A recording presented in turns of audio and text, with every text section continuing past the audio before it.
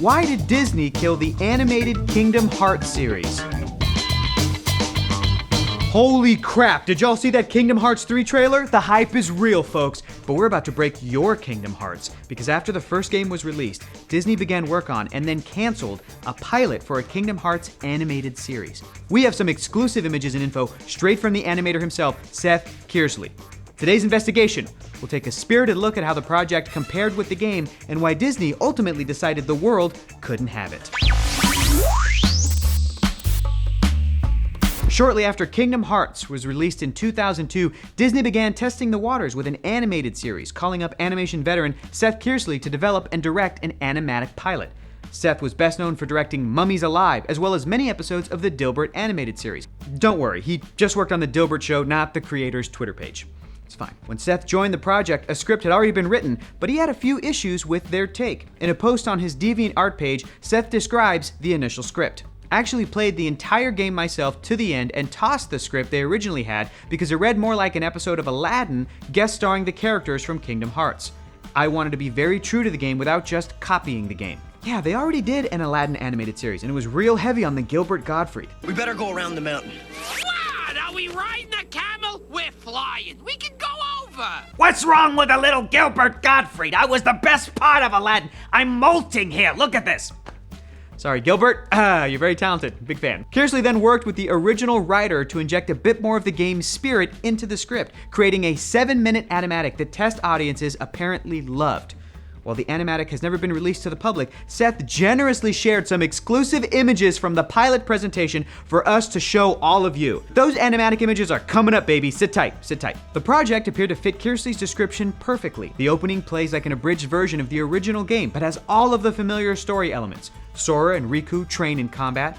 They join Kairi to watch the sunset and eventually are attacked by a storm of Heartless. In the game, this essentially acts as a prologue, but in the pilot presentation, it's played as a flashback dream sequence. Sora wakes up on the Gummy ship, having relived his final moments on Destiny Island. Sora looks down at a selfie of him and his friends and wonders if they made it off the island as well. Yep, a selfie, which in 2002 I think was the first selfie ever. Way to be ahead of the curve, Kingdom Hearts. It's interesting to note that the script decided to bypass Sora, Donald, and Goofy's introductions to one another, opting to begin the story in the middle of their adventures. Seth explained to us that this was just for the pilot presentation, as Disney required this test to potentially function as the 7th episode of the series. This was so that the presentation was more indicative of the other episodes of the show. Seth also ran down his plan for the pilot had it gone to series. The first act would be on Destiny Islands and end with the Heartless storm seen in the flashback. Act 2 would be set in Traverse Town and include Sora, Donald, and Goofy's first meeting, and the third act would set up the journey to come. We're stoked to hear that we would get some form of this classic Kingdom Hearts scene. Gosh, are these the Heartless guys? Let's go get them, Goofy!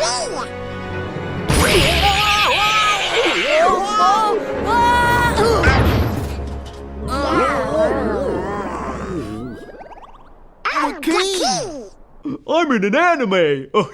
It's also interesting that they showcase the interior of the Gummy ship, another deviation from the source material. Kearsley cited Cowboy Bebop as inspiration for these sequences. Hopefully it would also have a badass theme song like Cowboy Bebop. Maybe Simple and Clean? Ha, it's stuck in your head now. Good luck going about the rest of your day without humming that.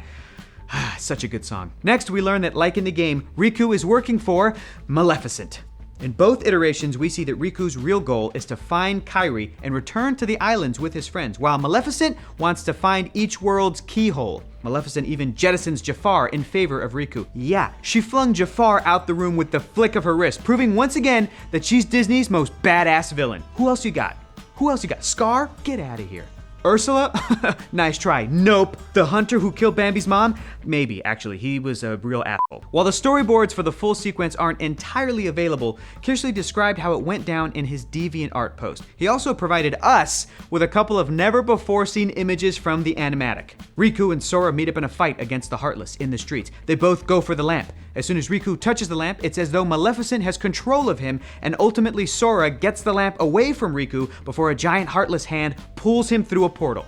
Seth told us that this image took place immediately after Riku grabbed the lamp, opening a portal that lets Darkseid into Agrabah. Darkseid is the name of this Heartless seen throughout the series. Look at how awesome that looks. It's a pretty cool sequence. The first thing we notice is that Maleficent's control of Riku seems to be more supernatural. In the game, Maleficent slowly manipulates Riku, leading his heart into darkness. You're better off without that wretched boy. Now think no more of him and come with me. I'll help you find what you're searching for.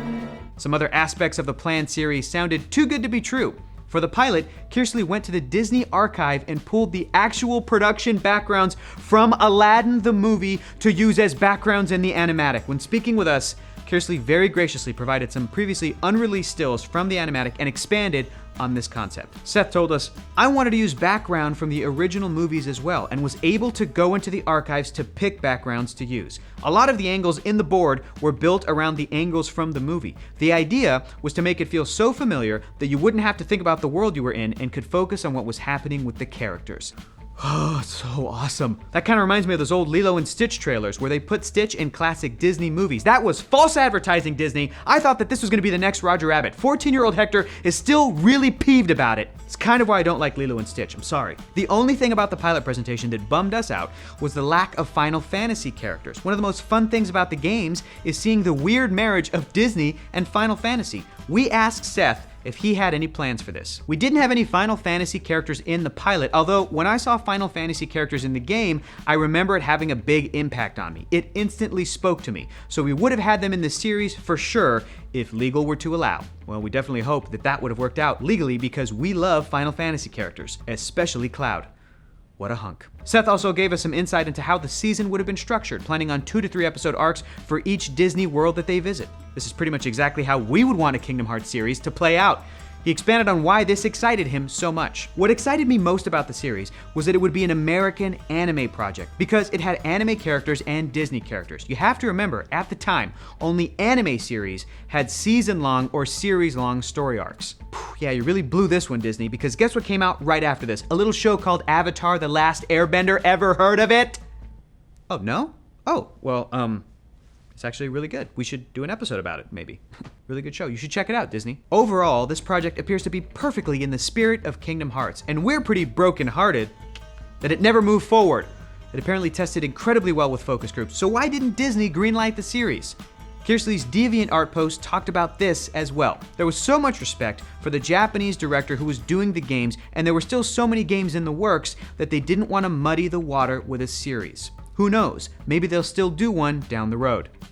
While we can't argue with the logic here, this is still a project we really wish had been made. And truthfully, it's unclear how a modern adaptation would work for the franchise. The story has become slightly more convoluted. Organization 13's true goal is to divide Xehanort's heart among 13 vessels.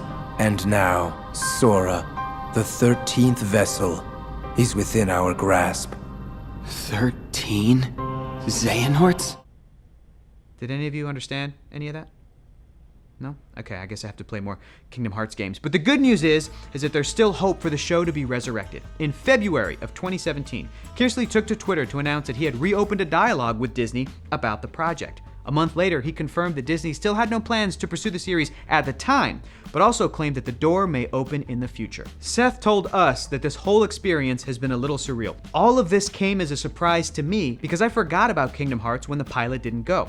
It's kind of like breaking up with a summer fling and then finding out 15 years later that your summer fling is now famous. You hear that, Michelle from summer camp? Look at me now!